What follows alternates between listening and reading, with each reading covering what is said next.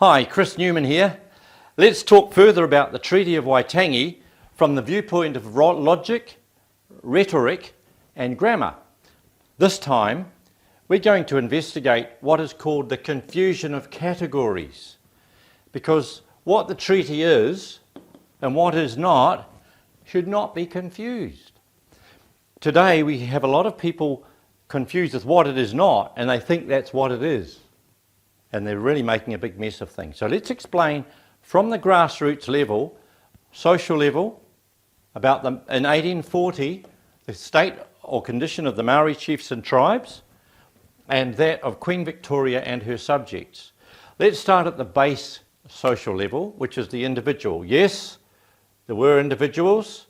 We know them, these people, from their signatures on the treaty, Tamate Wakinene, so on. You know, he's just one. There was many chiefs who are well known. We know a lot about them as individuals. And of course, Queen Victoria and her subjects. In 1840, whānau, yes, family.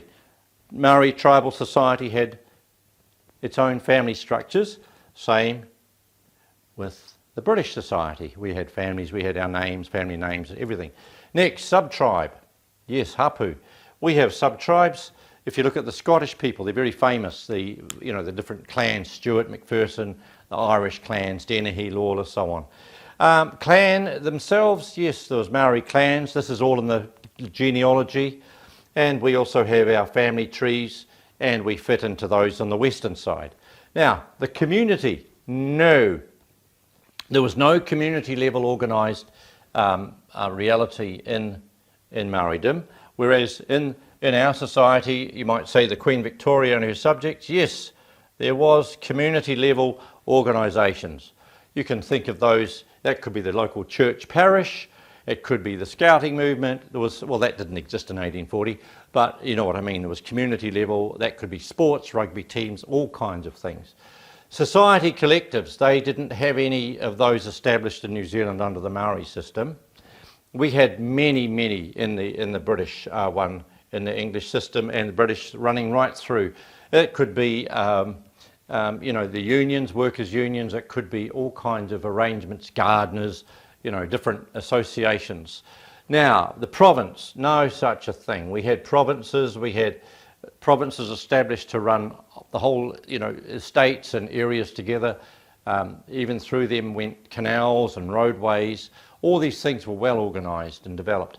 Nation, nothing. There was no New Zealand nation, no Maori nation, nothing of the sort. Of course, we had, under the British Empire, we had many nations. You've got the English, the Irish, the Welsh, the Scottish. Then you've got all the nations of the empire. And the empire itself, no such thing. Of course, under Queen Victoria and her subjects, greatest empire that ever existed. And there was Western civilization here. There was no civilization according to Maori chiefs and tribes. So let's start doing the tally. Here we've got 4 categories, and here we've got 10. So it would be a mistake to say that 4 equals 10, because it doesn't.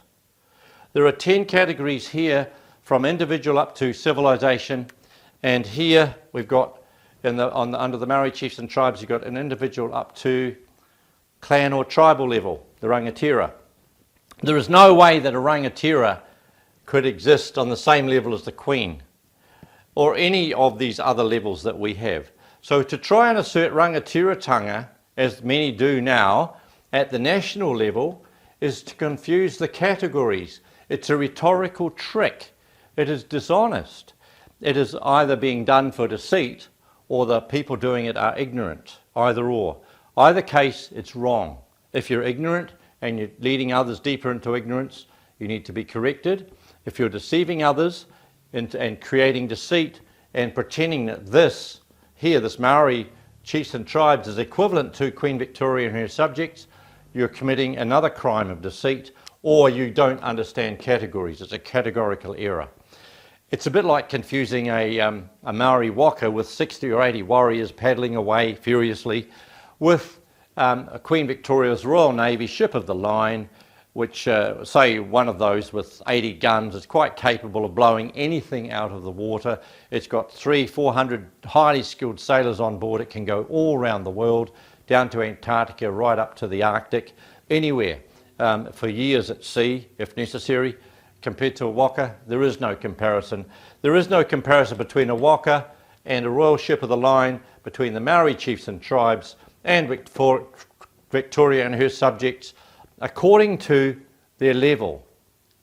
However, we're all human beings, and that's where the common law comes in, because under the common law, Queen Victoria was inviting the chiefs and tribes to join with her subjects and all be one people under this system here, not this system of Maori chiefs and tribes, but under the system of Western civilization with British law, a whole different setup. So when the chiefs and tribes agreed to join here, this group of Queen Victoria and her subjects, they were giving their consent under the Treaty of Waitangi 1840 according to what it is, which we've explained in some of the other videos. Nobody else in the political world is talking about these facts, or in the Maori iwi side, and all this revival around the treaty going on at the moment is creating confusion, because the people involved in these discussions, leading them, whether they're politicians, iwi corporation, or any of these other characters, church leaders, whatever, they don't acknowledge this fact, and they don't understand that the treaty is a common law document between three participants, the chiefs and tribes, the people of New Zealand and Queen Victoria. And by the way, now in the years 2024 and onward, the only people left standing out of that are the people of New Zealand, of which we are all now in one category. So this category doesn't exist anymore, except as a minor cultural option in New Zealand. There are so many other ways of being, because in this world we have much more freedom, much more room to move.